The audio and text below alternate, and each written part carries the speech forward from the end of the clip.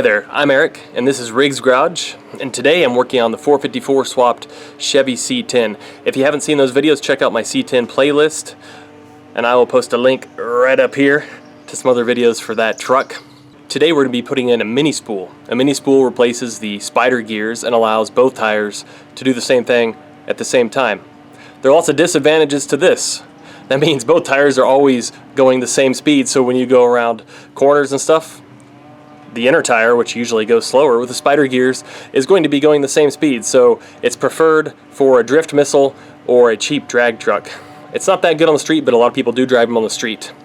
I do think it is better than welding the freaking gears together, though. That's not cool. So in this episode, we're going to put that in the truck. If you like the content here, hit that like button. Help me with the YouTube algorithm. Share if you can, and subscribe to the Riggs Garage channel. Thank you. Believe it or not, I wasn't going to work on the truck today, but I do read comments, and I saw enough comments on one of my recent Honda Civic Shorts videos. I'll post a link up here somewhere.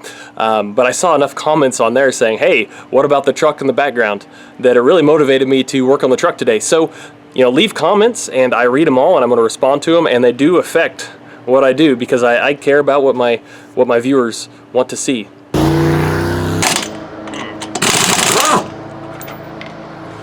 Little BFH action here.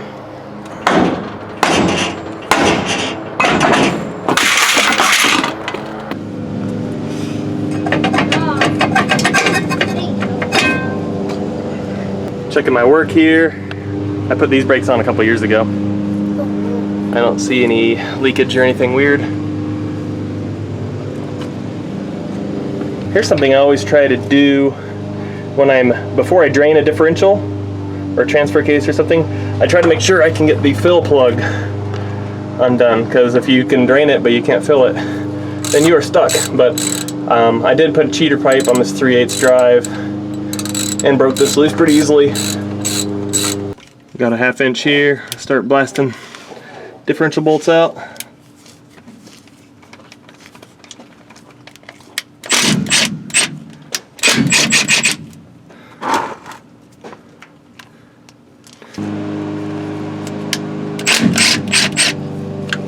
Oh yeah. Whoa! Jeez. That's a ton of gear oil. Yep, we'll just let it kind of drain out. Whoa! That is lots of oil. That's gear oil. Oh my gosh. Oh, it does stink. I told you guys it would stink. It's stinky oil. I want to smell. Oh, you'll smell. It really stinks. Oh, I see the gear. Yep. Oh yeah. Anybody want to grab me a shop towel?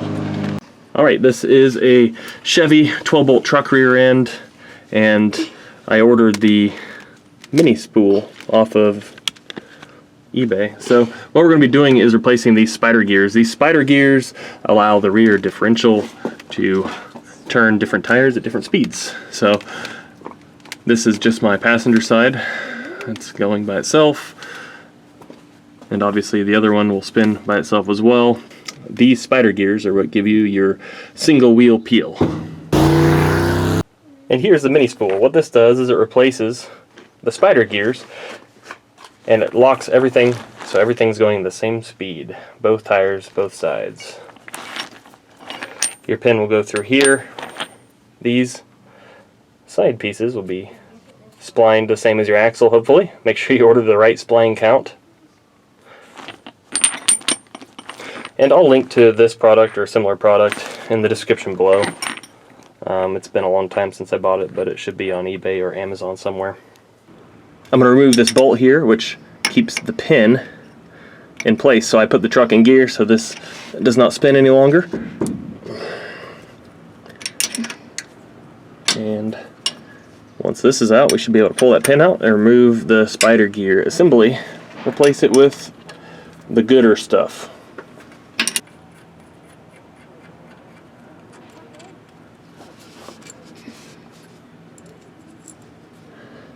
It's a long pin.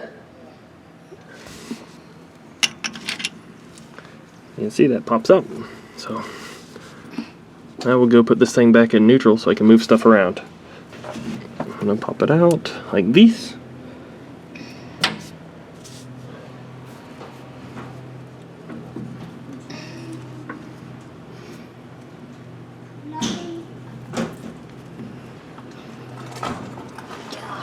There we are. Hey Dad, how poisonous is that stuff? That's filthy. Man, no. I'm going to pop these gears out like this. Oh, One, these right on that. spider gears. I'll turn it around. Oh. This Pop out the other one. spinning. Like that. Now we're going to remove the retainer clips from these axles. I'm going to pop the axle in like that. I heard a clip fall. Yep. Yeah, I see it. You see the clip? Uh-huh. Where? Alright, I pushed the axle in from the outside and this clip fell. Yep. This is your retainer clip. Cool. And Noah, could you push that other axle in for me? Uh-huh.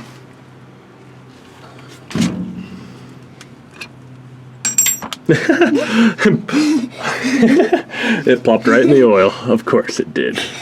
Good job though. That's what I needed. That was funny. It Kind took of. a second. Alright, I'm going to slide the axle out. I'm going to pull it all the way out. I don't want to let it sit on the seal here because the seals probably should be replaced. Whoa. Go away, Axel. Now before I go any further, I'm going to make sure that my mini spool actually fits spline count wise. Perfect fit. So now we know we're good. You can see my helpers under here. I'm going to go ahead and pull this guy out.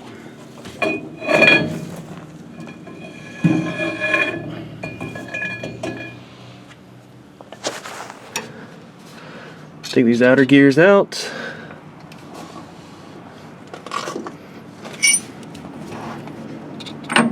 Oh, so the big or small gears? Oh, wow. The small gears. And there's a plate there. Let's make sure we keep that. Now normally guys will weld these spider gears together like this, so I'll just melt weld in here. That's irreversible if I ever want to go back to this. And also it's it's really bad when you can get a mini spool for like 40 bucks. But that said, I would still weld a diff if it were the right car. Yeah. Now it's widely known by reading comments for the mini spools, and if you watch any other install videos, these C-clips aren't going to fit here. So you need to shave just a little bit off each end with a grinder so they will fit in here and hold your axle where it's supposed to be held. What happens is you push your C-clip in and then pull the axle out. It's locked. Your blocks go in like so. And then finally your big pin goes down the middle. And that holds everything together. Right, both sides are put in. Apparently they would not work with these plates. These took up too much space and I could not get the second one in with them in place, so I took them out. Hopefully it'll be okay. Let me know if you've had a bad experience with taking the plates out down in the comments below. Next I'll slide the axles in. The rest of the way.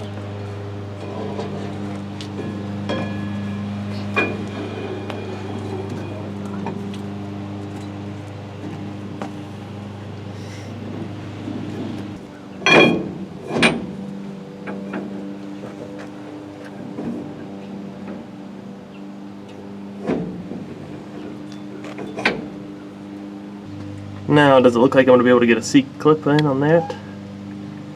It's really close, so let's give it a shot.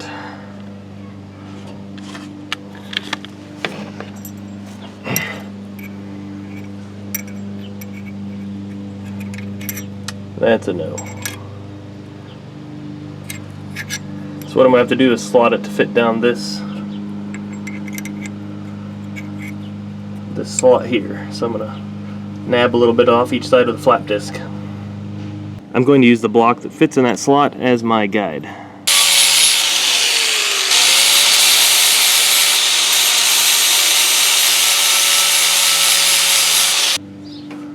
Right there's the modified C-clip, and it's seated home. Now we'll do the other one, I'll show you that. Yeah, just give it a slow tug, push, and a twist. Yeah, oh, I see. There. You gonna twist it? Okay, hold right there. Okay, don't push, please. You'll smash my finger. I'm gonna push out a little bit. Alright, push in very slowly. Alright, it's through. Alright, push it all the way in. That's in. Sweet.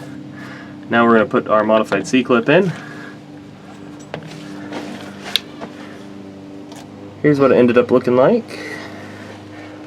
Put him right there.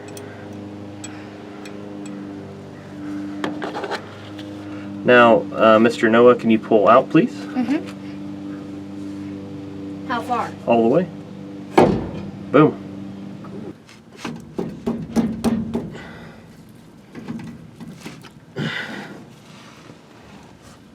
So with the blocks here, it turns out this pin is slightly too fat for them, so it would not go in, which is super frustrating.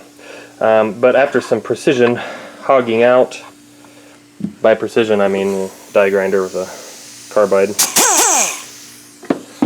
I just took my time, went slowly like this, and here with a flat bit, took enough material off to make it slide in there just right. And it has almost no play at all. So take your time if you have to do this. Obviously, if this was a $300 part, I would be calling the manufacturer, but I can't call China. This is what it is, so you either make it fit or you put your old spider gears back in place, which I don't want to do. I'd like to do burnouts, so I'm going to go with option B. Well, 17 hours later, these now fit on the shaft and we're ready to go. Final assembly, hopefully. Remember, I'm filming, guys. Alright, that looks correct. Good, that's not sticking. Second block is going in. I even got all the metal shavings off these.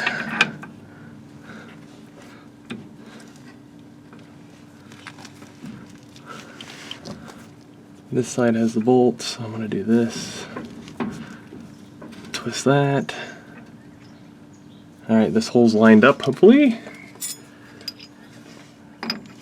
Slide that pin in.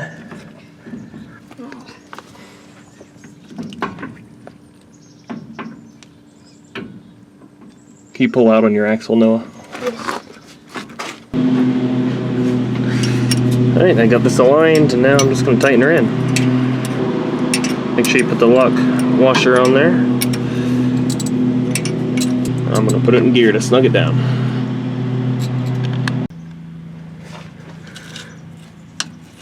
This gasket scraper here. Taking the gunk off. See if I can get a bunch of it inside on the gears. I bet I can. Now I'm going to pop this back on. Show you the end result.